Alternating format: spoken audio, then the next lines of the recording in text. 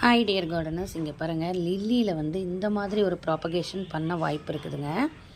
இதை அப்படியே வச்சு மண்ணுக்குள்ளே மூடிட்டோம்னா இங்கே வேர் வந்திருக்கு பாருங்கள், இது அப்படியே வளர்ந்து இது ஒரு செடி ஆகிடும்.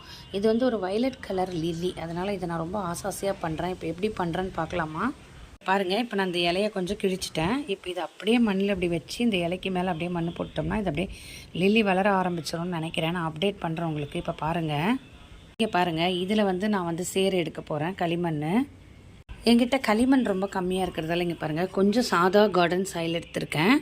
இங்கே பாருங்கள், இந்த டப்புக்குள்ளே கை விட்டு தான் நான் களிமண்ணே எடுக்கிறேன். இங்கே பாருங்கள், இது பிள்ளையார் சதுர்த்திக்கு கிடைச்ச களிமண். இதை வந்து இதில் நம்ம வச்சுக்கலாம். அப்படி இங்கே பாருங்கள், இன்னும் கூட கொஞ்சம் வச்சுக்கிறேன். இது பார்த்தீங்களா?